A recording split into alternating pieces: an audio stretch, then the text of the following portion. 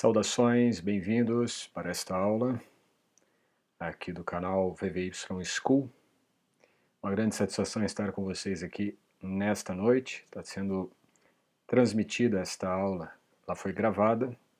Toda terça-feira nós temos uma aula aqui no canal. Geralmente são aulas ao vivo. Hoje, por uma questão mesmo de outras atividades que iriam confluir nesse horário de 20 horas, resolvi deixar a aula gravada e disponibilizada aqui para vocês, para não falharmos na nossa agenda.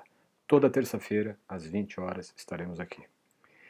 Nessa semana, a proposta que eu trago, confluindo, nesse caso, com dois eventos importantes que estão acontecendo. O primeiro deles é o início dos estudos do Hatha Yoga Pradipika, que está ocorrendo na Escola de Yogis.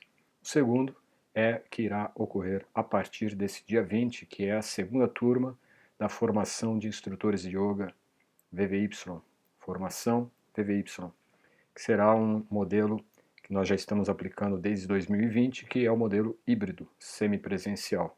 Para mais informações, aqui na descrição você tem o link da Escola de Yogis e também da formação VVY para saber mais e vir estudar conosco.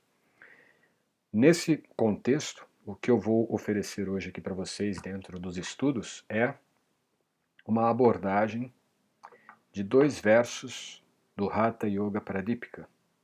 Para quem já fez a formação, sabe que nós temos um estudo introdutório do Hatha Yoga dentro do conteúdo de História do Yoga, especificamente a história e o desenvolvimento do Hatha Yoga ao longo dos séculos, desde o século XIV praticamente até o século XX.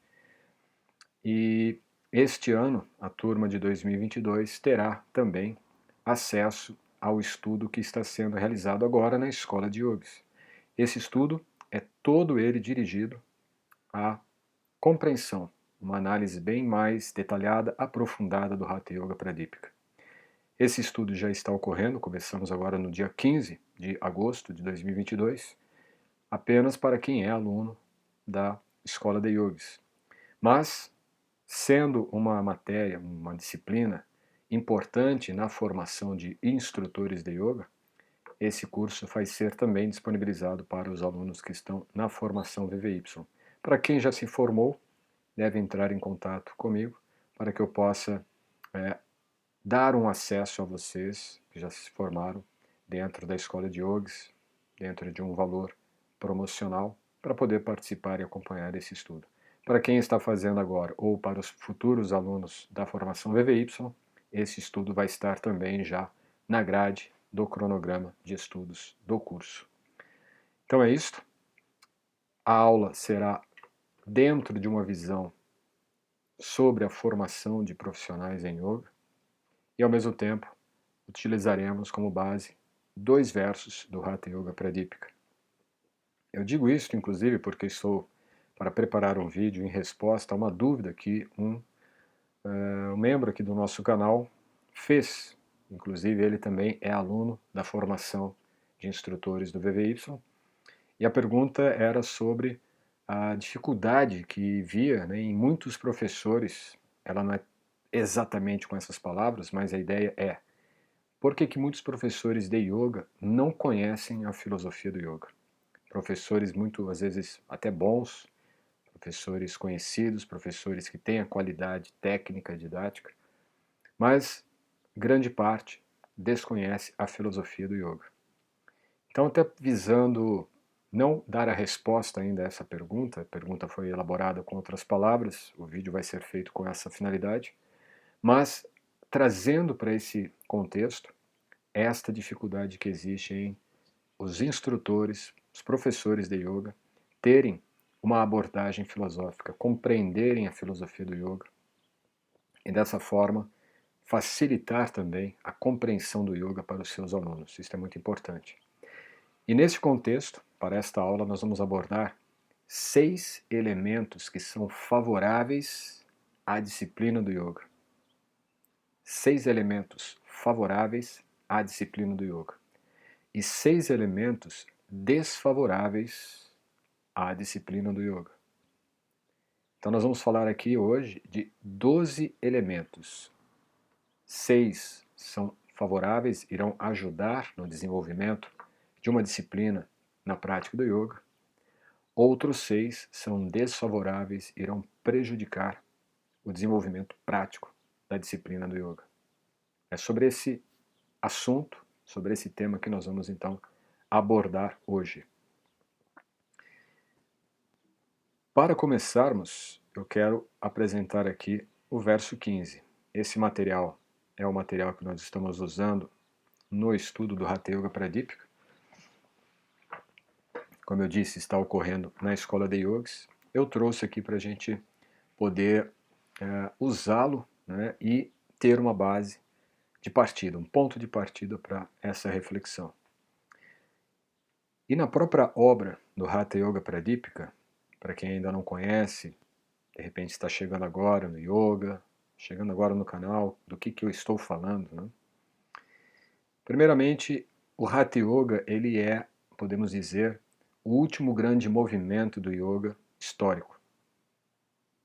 Não foi, diríamos, o conclusivo, mas foi o último grande movimento que se desenvolveu entre os séculos VI e final do século XIV e fez uma guinada, ele deu uma nova vertente para a prática do yoga. Isso foi falado numa aula da semana retrasada, está aqui disponível ainda para vocês também, sobre o Hatha Yoga Pradipika. Mas essa guinada ela vai ser necessária do ponto de vista do autor do Hatha Yoga Pradipika para poder preservar uma linha de raciocínio, uma linha lógica, uma linha prática do yoga, considerando os elementos técnicos e os elementos, podemos dizer, teleológicos.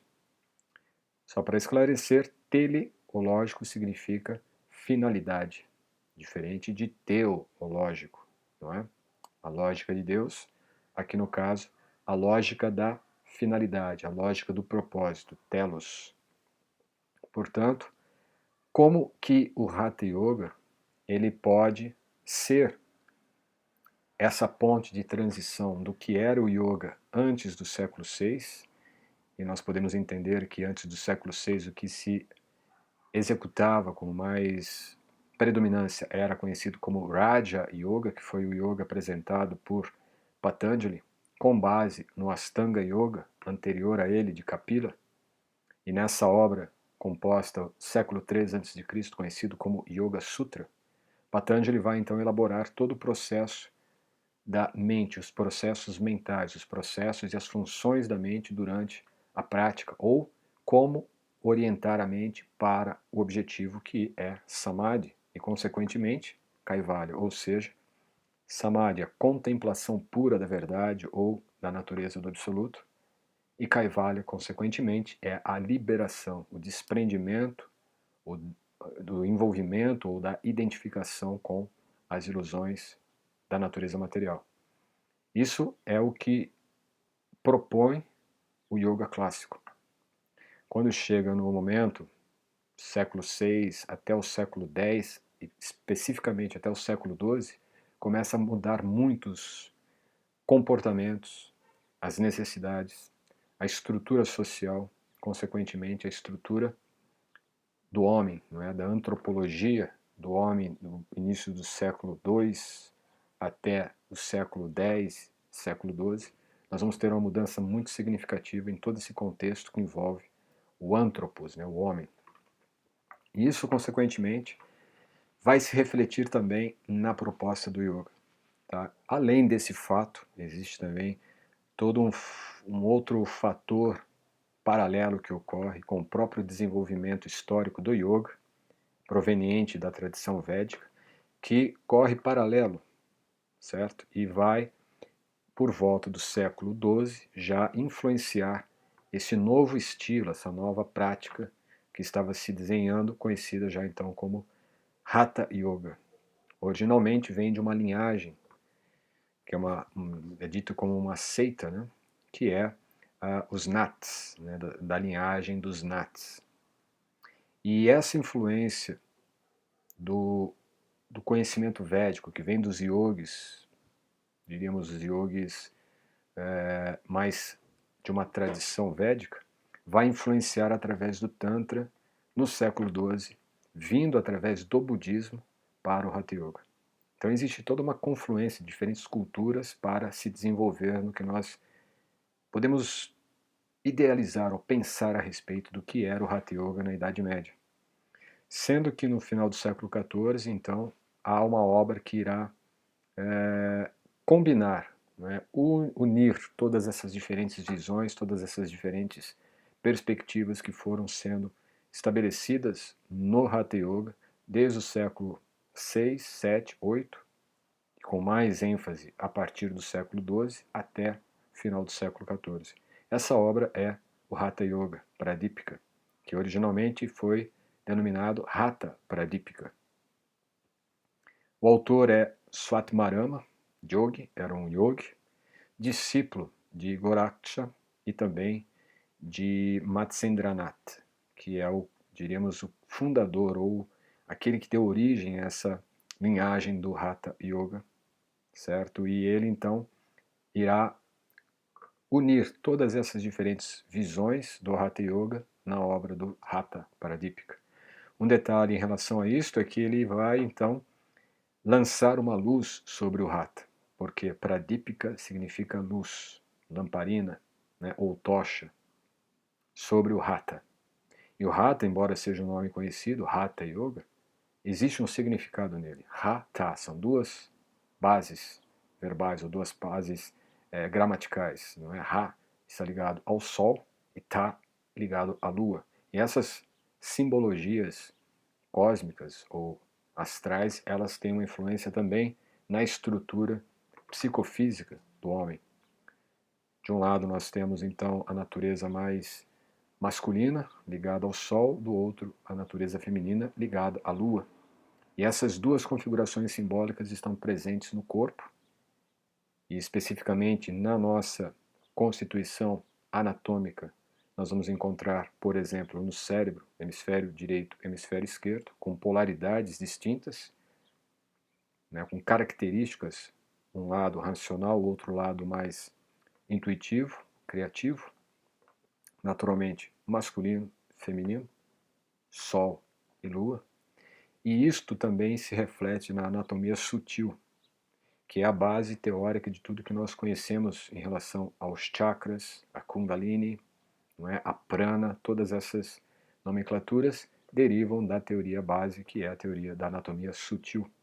E nela, então, nós vamos ter dois canais principais, Ida e Pingala, que se integram num canal central chamado Shushumna.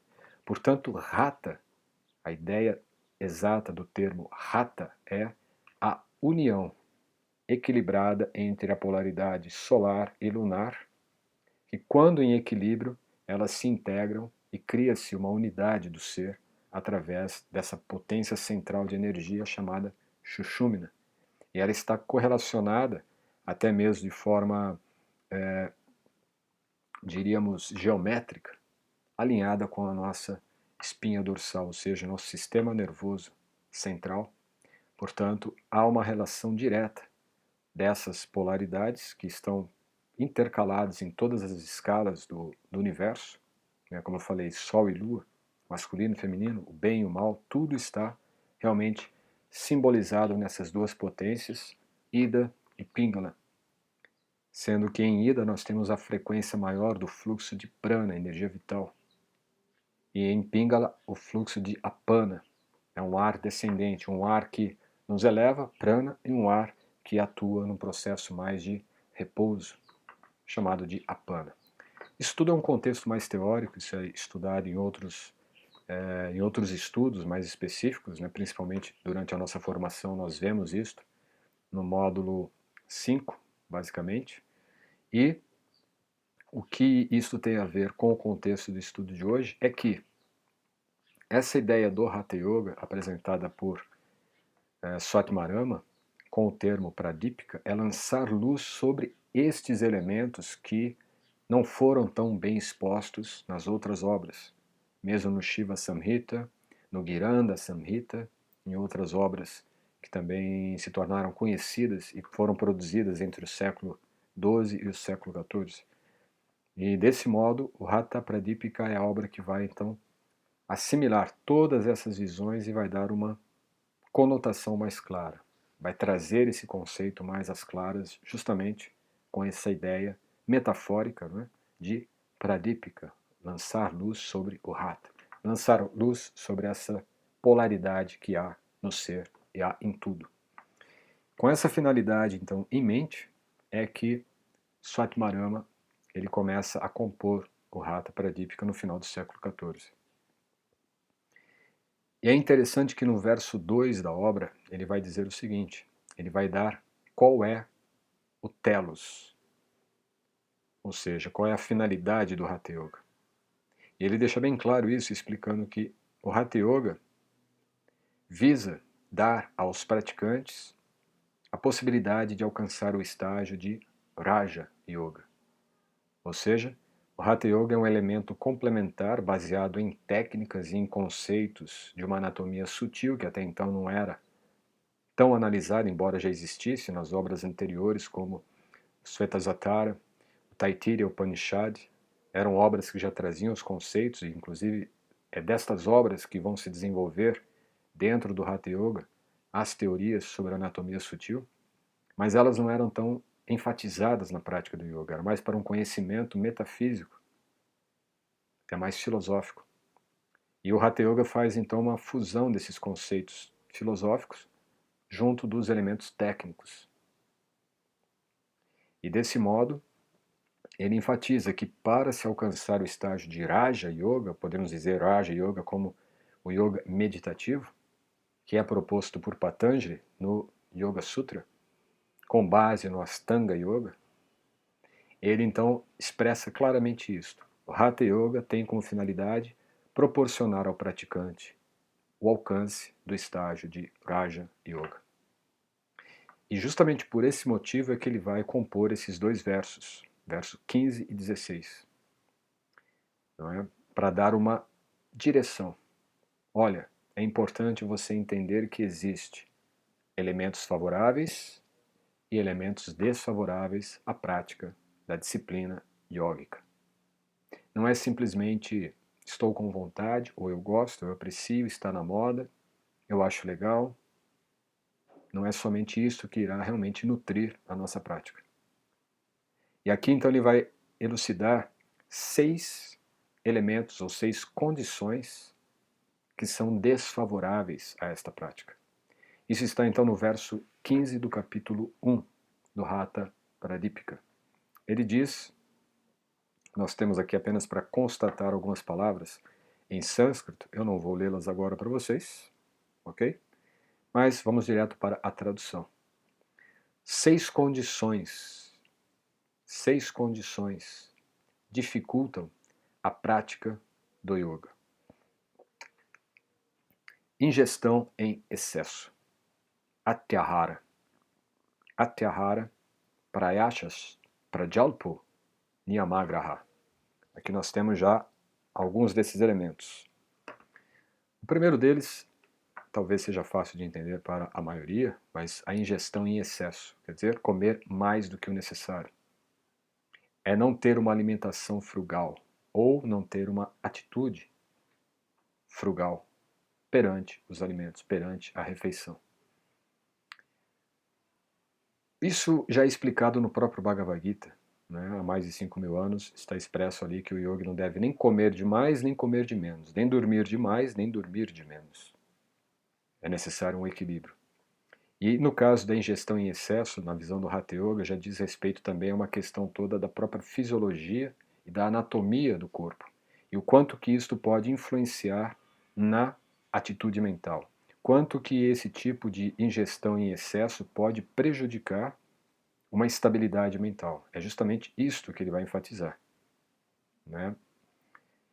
Ele vai dizer então, primeiramente, a ingestão em excesso é um obstáculo, é um elemento desfavorável à disciplina do yoga. Primeiro porque vai causar cansaço, o consumo de energia para a digestão é bastante alto, né? Por outro lado, você vai ter a própria indisposição mesmo, fisiológica, devido ao aparelho digestivo, vai te dificultar a prática, então é necessário ter esse cuidado. No próprio Ayurveda também se fala sobre você manter pelo menos 1/4 do espaço do estômago desocupado, né? Não preencher totalmente o espaço do estômago, mas deixar um quarto, pelo menos, para que possa ocorrer um processo equilibrado, um processo natural, saudável de digestão. Bem como outras questões, como por exemplo, você se deitar para o lado esquerdo, né, para ajudar também na digestão, tudo isso está correlacionado. Mas o ponto central é ingestão em excesso. Ele não está dizendo para você não ingerir, mas não ingerir em excesso. Quer dizer, uma alimentação frugal. A segunda coisa que ele diz aqui é prayashascha. Prayashascha é esforço excessivo. É você se empenhar em demasia, se empenhar mais do que o necessário para alcançar resultados. Isso está correlacionado com um elemento chave que nós vemos, por exemplo, no Yoga Sutra, onde Patanjali fala sobre os 5 elementos ou as 5 causas de sofrimento, que começa com a vidya, ignorância, e conclui-se com a binivesha. A binivesha é a luta pela sobrevivência. Esse aspecto de abhinivesha, luta pela sobrevivência, está relacionado com esse prayashascha, o esforço excessivo. Quer dizer, ele pede aqui, se você tiver uma demanda muito maior por atividades que não estejam relacionadas com o seu progresso espiritual através da disciplina do yoga, você está colocando um excesso de esforço, né, em demasia por algo que não vai te trazer o resultado que você realmente precisa. Porém, também não podemos levar isto apenas para a questão do excesso, de um esforço em excesso, nas questões materiais. Também podemos e devemos entender que um esforço excessivo, direcionado unicamente para o processo espiritual, também é prejudicial. Porque ele não se refere aqui apenas a um esforço excessivo das atividades materiais, não é? Ou das necessidades sociais, familiares, profissionais. Não. Ele está colocando esforço excessivo. Prayashascha. É se empenhar demais em algo que não precisa de tanto empenho. Depois ele fala sobre prajalpo. Prajalpo é conhecido como prajalpa ou conversa desnecessária, né? Falar sobre assuntos que não vão trazer nenhum tipo de valor. Fofoca, né? Maldizer, crítica. Questões todas que irão apenas jogar tempo em palavras fora. Certo? Nada que seja realmente favorável, construtivo. Porém, aqui tem um elemento chave também na ideia de prajalpa. Falar em demasia. Falar em demasia coisas que sejam desnecessárias, coisas que sejam destrutivas, coisas que sejam negativas, coisas que sejam pejorativas. Certo? Podemos também pensar na questão de falar em excesso coisas positivas, mas nem tanto, porque a ideia central é a palavra prajalpa. A tradução ela está aproximada, mas a palavra prajalpa significa falar coisas mundanas, falar coisas que não têm nenhum acréscimo, nenhuma soma à consciência espiritual. Então, sem dúvida, é jogar conversa fora. Vamos trazer isso por um exemplo. Né? Vamos dizer que, de repente, eu vou para a minha prática de yoga, tenho minha prática todos os dias em determinado horário, só que eu estou com o hábito de sempre antes eu faço uma refeição ali enorme, né? Como em excesso. Vai me prejudicar? Pode não me prejudicar no primeiro dia, primeira semana, primeiro mês, mas vai me trazer prejuízos. Um esforço excessivo, de repente eu estou excedendo as necessidades, me esforçando demais, certo? Com coisas para, de repente, preparar o ambiente para a minha prática. Eu passo 1 ano, 2 anos preparando o local, comprando todos os equipamentos, né, fazendo diferentes cursos para praticar e não pratico. Também é um esforço excessivo. Falar em demasia, de repente eu vou para a minha aula, ou se eu sou um professor, eu vou para a aula, para dar a aula, mas eu fico ali conversando sobre o futebol, sobre a novela, né, sobre a nova série, sobre as eleições, ou qualquer parajalpa desse nível, porque tudo isso é jogar conversa fora. Nada disso realmente é construtivo. E se nós trazemos isso para uma visão mais yógica mesmo, nós vamos ver o quanto que o mundo, o quanto que a sociedade, o quanto que os meios de comunicação e também as redes sociais estão totalmente voltadas apenas em Prajalpa. A tal ponto de que hoje nós temos condições de ver o marketing trabalhando em favor disso. Estão vendendo Prajalpa, vendendo conversa desnecessária, como se fossem bons produtos, não é? Bons produtos digitais, talvez. Chegamos a esse ponto. E nem se fala na política, religião e várias outras áreas, né, da vida humana que estão envolvidas com esse tipo de conversa desnecessária. Ele fala também sobre Niyamagraha, aderir exageradamente às regras. Niyamagraha. Quer dizer, quando nós temos um fervor quase que fanático por algumas regras do yoga. Vamos supor uma regra que não chega a ser regra, uma questão mais ela é extraída de uma regra ou de uma regulação que é yama e é muitas vezes colocada sobre o conceito de ahimsa, não violência. Mas mais do que ahimsa, no Hatha Yoga nós vamos ver isso com o termo, em vez de não violência, no termo compaixão. Quando nós falarmos no verso seguinte sobre os pontos favoráveis da prática. Isso diz respeito a, por exemplo, eu assumir uma postura vegana ou uma postura vegetariana, de não aceitar a violência ou o sofrimento dos animais como uma regra. E aí eu assumo isso de tal forma que aquilo se torna uma bandeira, se torna uma causa. É um exemplo de Niyamagraha. Graha é acumular. Graha, acumular. Então é como se nós tivéssemos condições de acumular apegos a nível mental, a nível de comportamento. E isso faz com que a tendência fundamentalista, a tendência fanática que nós temos, se expressa em algo nesse tipo. Então eu posso de repente não ter uma disciplina muito adequada em determinada área do yoga, mas para compensar eu vou ficar um pouco mais ferrenho nas regras.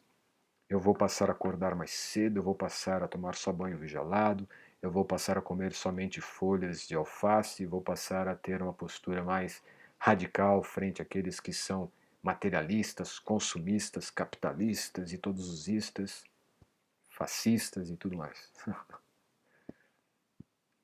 É aderir exageradamente às regras. Por quê? O yoga não está nas regras, o yoga está na consciência. E as regras existem para ajudar a trabalhar a nossa consciência perante uma atitude yógica, atitude junto à consciência do yoga. Agora, quando a regra se torna mais um fetiche, quando a regra se torna um elemento fundamentalista do meu fanatismo, eu estou aderindo exageradamente a essas regras, Niyamagraha. E isso se torna também um obstáculo, se torna um elemento desfavorável à disciplina do yoga. O próximo elemento é excesso de contato público. Jana Sanghasha. Jana Sanghasha. Aqui a palavra é Sangha. Sangha é um relacionamento. Sangha é estar junto. Junto. Certo? Jana. Jana Sangha. Asha. Então é um envolvimento, muitas vezes, de se expor, um envolvimento em que você está se relacionando de forma bastante superficial, mas exposta. É muito comum, por exemplo, nas redes sociais hoje, como que a gente se expõe em público sem estar no público.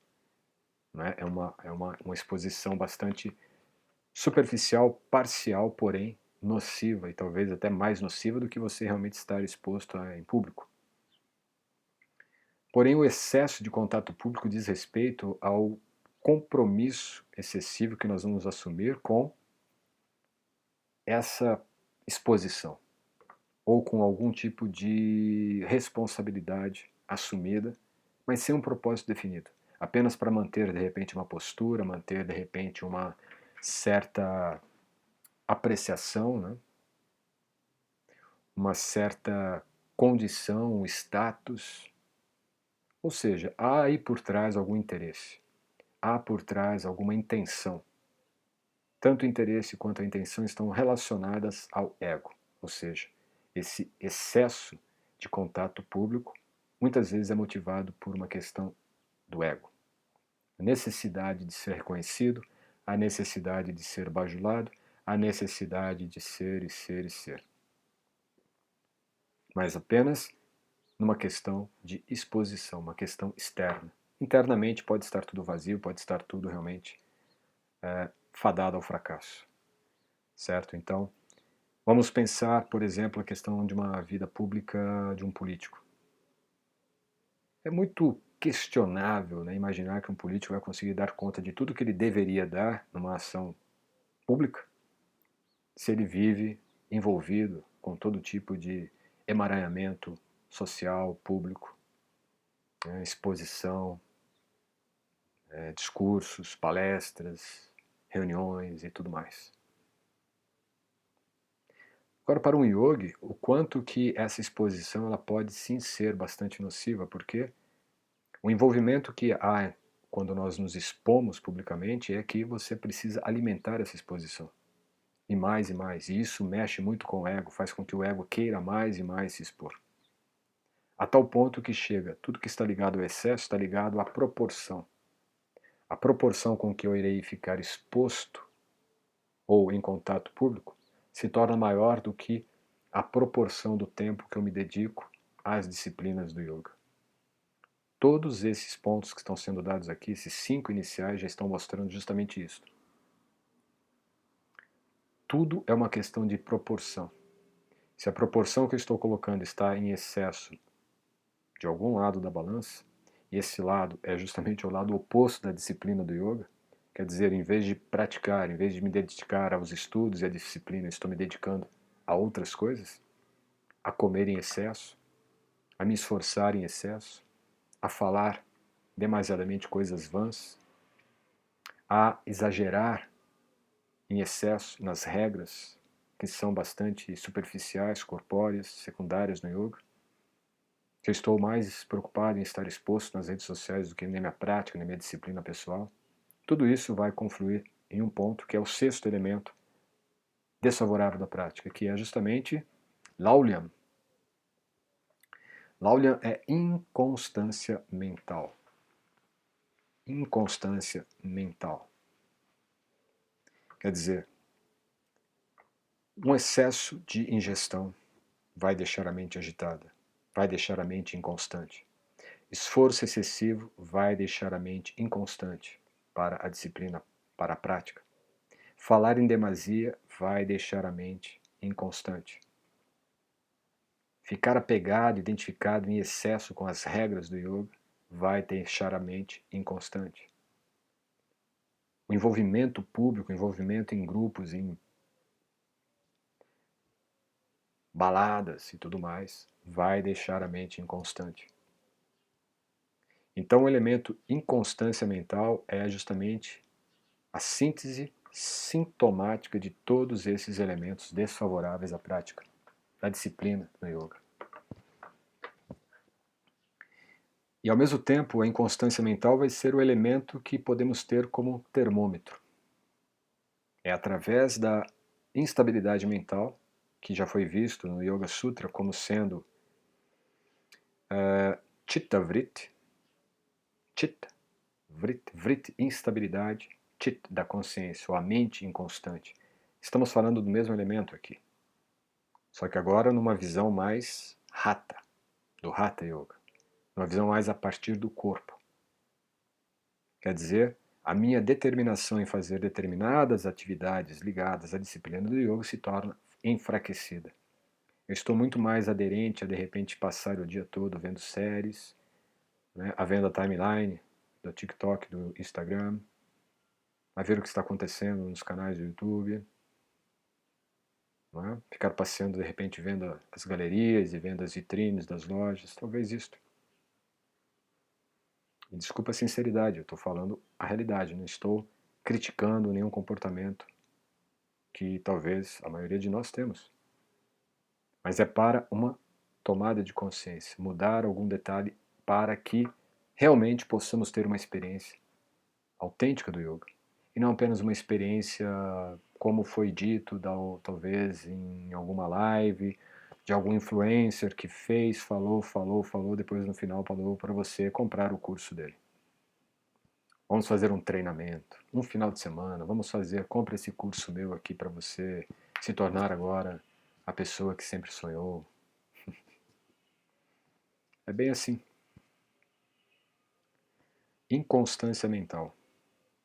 Quando perceber que a sua mente está inconstante, que sua mente não consegue manter uma linha de determinação no objetivo, para e observe. Qual dos 5 fatores estão influenciando de forma desfavorável a minha disciplina no yoga? É isso que nós temos que fazer. Então aqui nós temos 6 elementos desfavoráveis à prática disciplinada do yoga. Novamente, ingestão em excesso, excesso de esforços, falar em demasia, aderir exageradamente às regras, excesso de contato público e inconstância mental. Mais uma vez, a inconstância mental é o elo central de tudo isto. Se nós conseguirmos eliminar a inconstância mental, nós conseguimos vencer todas as causas desfavoráveis anteriores. Não adianta só tentar controlar a ingestão em excesso. A ingestão em excesso, na verdade, ela é causa, mas também ela é produto, ela é resultado da inconstância mental. Basta observar a ansiedade. Uma pessoa ansiosa, o que ela faz? Come em excesso. Mas por que ela come em excesso? Porque há uma inconstância mental, há um estado ansioso no movimento mental dela. Chitta Vritti. Mas não vamos ficar só no lado, desfavorável. Vamos ver os 6 elementos favoráveis também que Satmarama coloca aqui no Hatha Pradipika. E isso está no verso 16 do capítulo 1. Ele vai dizer: 6 requisitos tornam exitosa a prática do yoga: entusiasmo, determinação, coragem, compreensão correta, confiança no mestre e desprendimento da vida pública. Então ele deu 6 elementos desfavoráveis que irão prejudicar o nosso progresso, todos eles caindo no ponto central, que é a instabilidade ou a inconstância mental. Agora ele nos dá os elementos que vão dar o outro lado, que irão favorecer a prática e a disciplina do yoga. Dentre todos eles, o mais importante, ou podemos aqui elencar 3 talvez mais importantes, mas o principal de todos é entusiasmo. Entusiasmo. O entusiasmo ele é o utsaha, está aqui, aparece no verso como utsaha. E o entusiasmo ele é o elemento que irá realmente contrapor todos os desfavoráveis. Por quê? Se você não tem entusiasmo e você descobre que, olha, todos os elementos desfavoráveis estão presentes na minha prática, logo eu não estou praticando. E se ao saber disso eu não tenho uma postura entusiasta, ou seja, não tenho uma motivação interior, não é essa motivação de assistir um videozinho, assistir alguém falando, bajulando a sua visão egóica de realidade. Não. É entusiasmo. Entusiasmo é estar envolvido pelo próprio ser, pela própria natureza. É pleno de espírito, pleno de alma. Isso é entusiasmo. Então, se você não estiver com essa vibra entusiástica em você, você não vai conseguir realmente mudar as configurações desfavoráveis que estão operando em sua mente.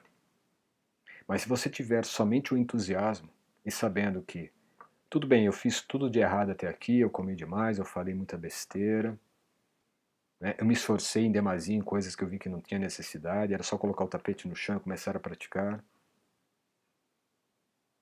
Eu fiquei muito apegado a regras, fiquei fanático, briguei com todo mundo porque via todo mundo, minha família inteira comendo carne e eu vegano. O entusiasmo faz você entender que, poxa, eu fiz tudo isso até aqui, mas daqui para frente não está me ajudando e agora eu descobri que isso tudo é desfavorável, de acordo com a aula que o Jai está dando com base no Hatha Pradipika, então está tudo bem. Daqui para frente eu vou ser mais cauteloso e vou me dedicar mais com entusiasmo à prática. Isso muda. Entusiasmo, utsaha, muda totalmente o jogo na prática do yoga. Imagine também se você vai de repente fazer a sua prática naquele dia que você está totalmente desanimado.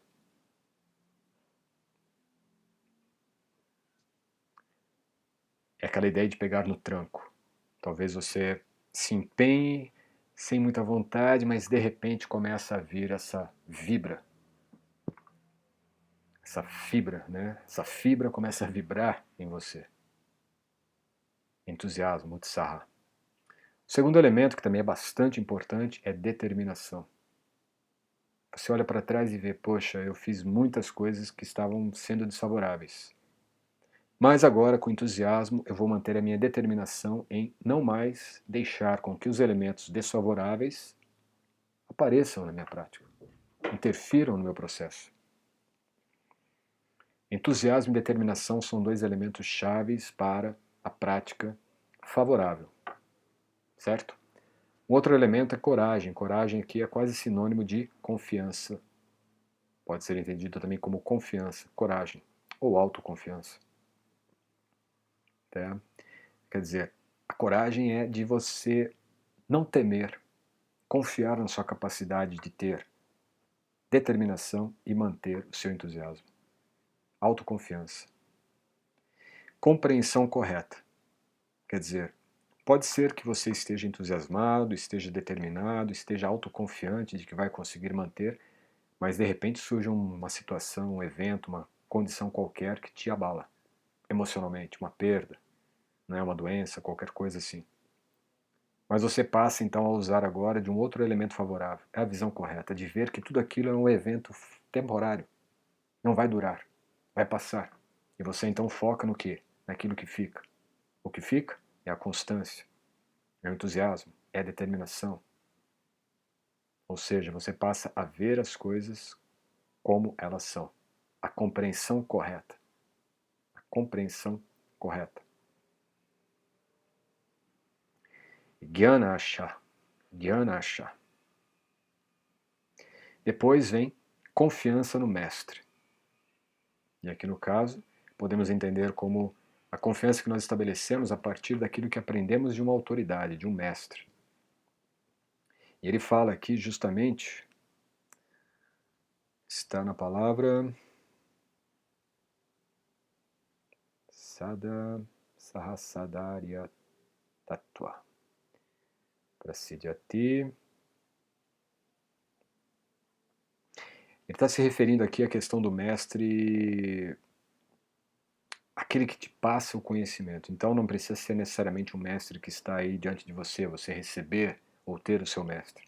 Mas sim aquela autoridade que dentro de uma determinada condição, até de uma determinada obra, de repente o Bhagavad Gita, Krishna, no Yoga Sutra, Patanjali, ou aqui mesmo, no Hatha Pradipika com Swatmarama, é você então ter confiança naquele ensinamento, naquilo que foi escrito, foi falado, foi transmitido por uma autoridade, por um mestre, já há muito tempo, centenas de anos ou até milênios. Então, confiar não significa simplesmente ter uma crença. A confiança vem justamente dessa coragem de experimentar aquele conhecimento. E ao experimentar, você constata. A ciência do yoga ela é constatável, ela não é provável. Você não tem que provar a ciência do yoga. Você tem que constatar, e constata-se na experiência. E essa experiência ela só é realmente válida e é vigorosa, é transformadora quando ela é embasada no que uma autoridade, um mestre transmitiu, passou, ensinou, orientou. Não é somente no que achamos. O yoga não é achismo, o yoga é base de dados, base de conhecimento, base científica. E por fim, o desprendimento da vida pública. Naturalmente, isso se estabelece como um contraponto ao excesso de envolvimento público, né? Excesso de exposição pública. Aqui é um desprendimento. Desprendimento significa não que você vai se ausentar da vida pública, da atividade pública, mas você não vai estar vinculado, você não vai estar dependente dela. Não é? Você não vai estar nessa febre de todo dia ter que fazer um story, todo dia ter que fazer um post, todo dia ter que fazer alguma coisa para animar o público.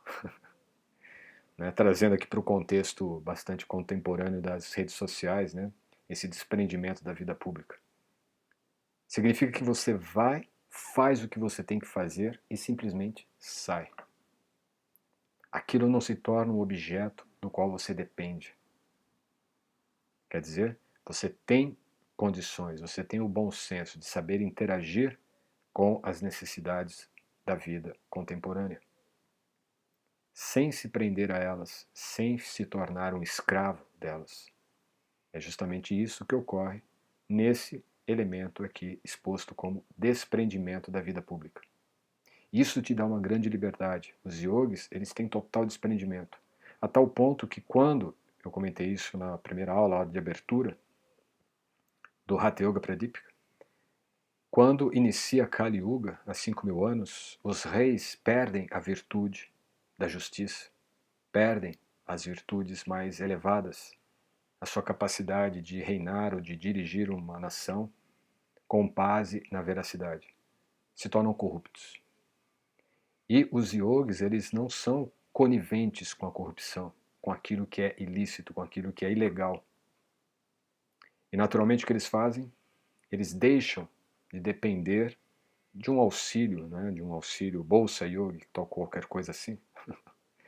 E fazem o quê? Vão viver então nas florestas.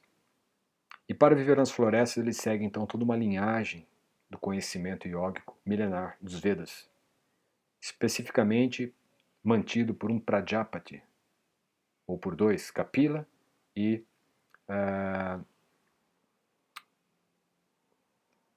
Vishvamitra, não, qual era o nome dele mesmo agora? Está aqui, deixa eu só pegar para não falhar com vocês. Vashista. Vashista Muni. É dessa linhagem que o yoga passa a ser estabelecido pelos yogis que vão viver como nômades nas florestas e que ao longo de algumas longas datas, né, alguns milênios, vai se enveredar pela região da Caxemira, vai se integrar a uma espécie de budismo junto com uma linhagem shivaísta na Caxemira, e dali então haverá uma influência cultural séculos depois que iria então decorrer como Hatha Yoga. Ok? É bem isto que ocorre. Mas, devido a esta postura corrupta dos primeiros líderes, reis, monarcas, dentro de Kali Yuga, eles então se desprendem completamente da vida pública, se desprendem da dependência de um rei e vão viver de forma totalmente autônoma, de forma totalmente independente. E é assim que o yogi deve ter ainda sua consciência, principalmente nos dias atuais. Essa ideia do yogi ter alguma bandeira, ter alguma causa, ter alguma questão voltada a elementos ideológicos ou políticos é totalmente oposto ao que está no próprio Hatha Yoga Pradipika. Quer dizer, podemos entender que o Hatha Yoga Pradipika é uma obra que irá estabelecer uma relação, uma ponte, uma aliança entre o yoga moderno com o Hatha Yoga original, que nesta conexão estamos sim contactando, né, as bases do yoga clássico em Patanjali, que por sua vez Patanjali ele sintetiza todo um conhecimento do yoga védico. Então aqui nós teríamos uma linhagem desse conhecimento e com base no que é apresentado no Hatha Yoga Pradipika, não apenas nesses dois versos, aqui nós vimos apenas os 6 elementos favoráveis e os 6 elementos desfavoráveis à prática do yoga, mas na própria obra em si irá estabelecer os elementos técnicos necessários para que nós possamos, através da prática do Hatha Yoga, bem fundamentado, bem elaborado, alcançar o estágio de Raja Yoga, ou seja, um estado meditativo favorável e viável para nosso estilo de vida contemporâneo e ainda assim acessar o plano do Samadhi ou da contemplação pura. E, consequentemente, o desprendimento das condições ou dos condicionamentos materiais. Ou seja, esse elemento do desprendimento da vida pública, para um yogi é trazido para o nível mais profundo da sua existência. Um desprendimento dos condicionamentos materiais. Isso é apenas uma das pequenas reflexões, leituras e nuances dos estudos que nós temos na formação VVY de instrutores de yoga. Essa aula, então, teve como objetivo apresentar os 6 fatores favoráveis e os 6 fatores desfavoráveis à prática do yoga. E isso tudo conflui no desenvolvimento de uma consciência necessária para as competências de um profissional de yoga. E, dessa forma, esses elementos todos que nós vimos compõem uma pequena fração dos estudos e do material didático que nós colocamos dentro do estudo e formação de instrutores de yoga. Eu espero ter ajudado vocês nessa aula de hoje. Eu peço para que vocês deixem comentários, dúvidas aqui na descrição, para que eu possa, de repente, ajudá-los ainda no que for necessário. E, mais do que isso, havendo necessidade, havendo interesse melhor em fazer uma formação de qualidade, eu peço que você conheça mais a formação VVY, está aqui no link na descrição, e também se você quer se aprofundar em estudos como este aqui, também você pode vir para a Escola de Yogis, está o link aqui também na descrição. Mais do que isso, se você não é inscrito, inscreva-se no canal, compartilhe esse vídeo, ative o sinalizador para receber mais das nossas próximas postagens, vídeos, aulas ao vivo, ok? E dê aí o seu gostei ou não gostei, para que eu possa saber como foi a relação com você. Grato e nos vemos na próxima semana para mais uma aula aqui pelo canal do VVY School. Gratidão. Namaskar.